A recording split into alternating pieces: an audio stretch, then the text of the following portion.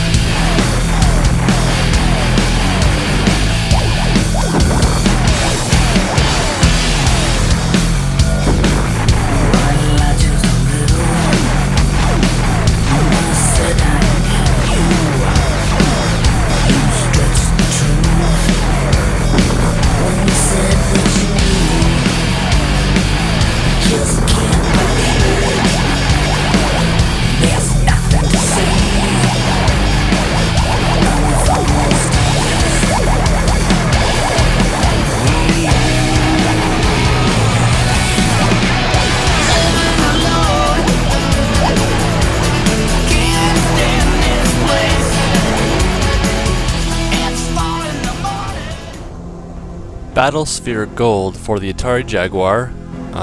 It was by 4Play and Scatologic. The original Battlesphere was released, according to the Jaguar wiki on jaguarsector.com, February 29th, 2000. And Battlesphere Gold, which is the version I have, was released March 15th, 2002. Alright, let's jump right in here. You can see we have a single console network mode, demo mode, setup menu, and high scores. We'll go into the network mode, and these are the different options we have for networking: free-for-all, Battlesphere, and Gauntlet. All three different types of modes of play for a network setup, which I don't have. We'll go ahead and go up into the single console, and we have Alone Against the Empire, Gauntlet. Alone Against the Empire is you defend an entire quadrant. Gauntlet, you defend 6 different star bases against some enemies. And Free for All is just what it says with a lot of other games that you know of with the same type of mode. Pilot Training helps you kind of get the hang of the ships in Battlesphere. I like to play Gauntlet mode, so that's what we'll go ahead and start up with. Here you have some options. You can choose what starting level you're on, and the game saves how far you have gotten. So I've gotten pretty far, I guess. I can go up to level 22, but we'll start a little lower there at 15. You can choose how many friendly bases you have and the type of ships that are available. So we'll go with Super Ship and play. Here is the ship selection menu. There's quite a few different ships. These are the super ships, which we opted for in the last setting menu. And as you can see, below them, there's different, I guess, powers, different amounts of shields, laser power, laser drain, maximum energy, reactor, top speed, acceleration, turn rate, things like that. The penetrator. Interesting. I usually just use the one, what is it called? This one, the Talon. The Thunderbird super ship. Where did they get that name from? Here we go on wave 15 of Gauntlet. You can spin, which is kind of cool. You just hold down C and use the left and right arrow keys.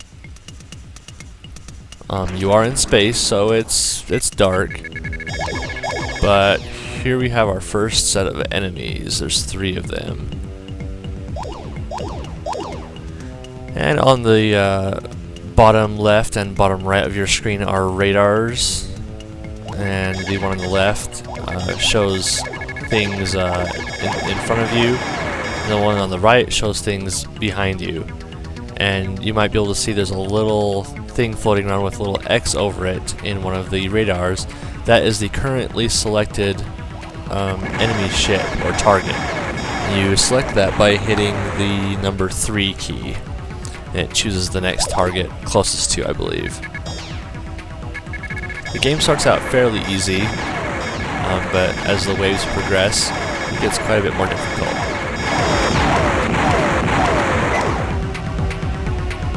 And 15, which is what I'm on right now, it's not too bad. Though these enemies, for some reason, are giving me a little bit of trouble. I also have a few different weapons as far as right now is concerned. I believe they're different with each ship too. This is some sort of pulse ball of some sort. But you have a limited amount of those. The lasers here, you can actually set up the lasers in a different array.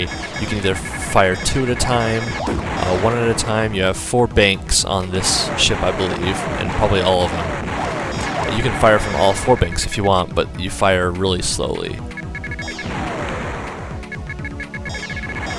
Right now I'm obviously firing from 2 banks at the same time. The little cursor in the middle there turns red when your enemy is in range. Or, yeah, basically when he's in range and you can hit him with a shot. I'll move up to wave 17 here. It's a little more difficult, but still not too bad.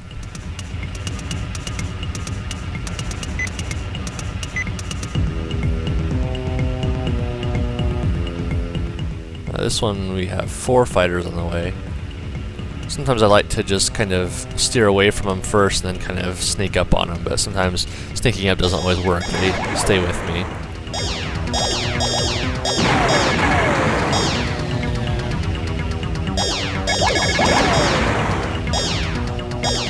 These ones have gotten a lot smarter. They stay a lot closer to you and circle around you wherever you go, so it's really tough to get up on them while you're going forward.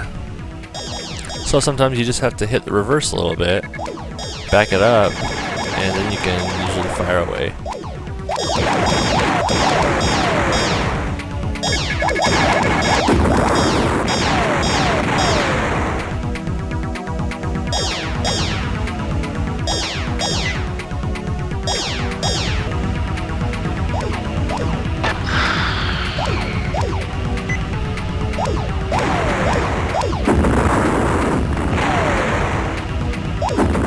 As you can see, there are different types of ships that you can, or enemy ships, basically. And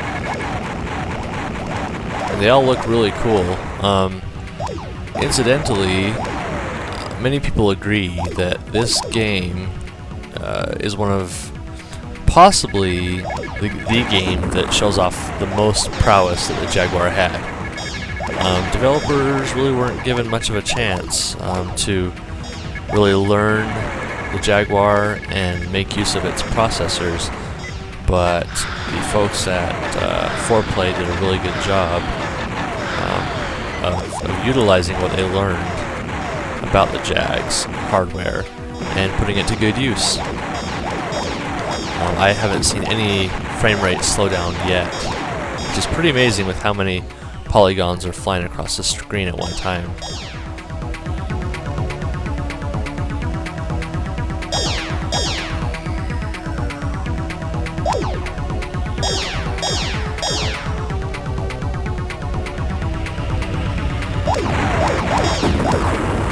Awesome.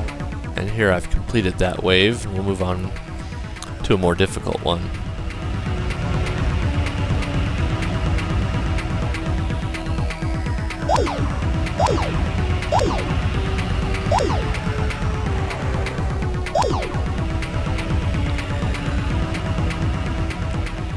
And once these enemies really know that you're firing at them, they'll take aim at you.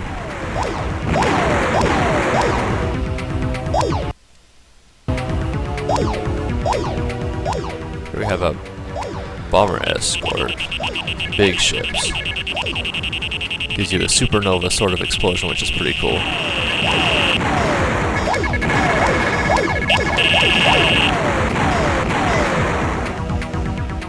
Anyway, this is just a fantastic title for the Jaguar. However, it's pretty difficult to come by. Not necessarily difficult to come by, but pricey to come by.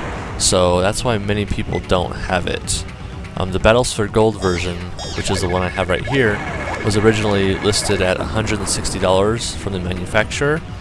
That's because it came with some bonus items as well in the package, which is why it was so expensive. But nowadays, Battlesphere Gold can command prices upwards of $400, $500, $600. But it's a great game. If you have a chance to check it out, you really should. It's completely worth it.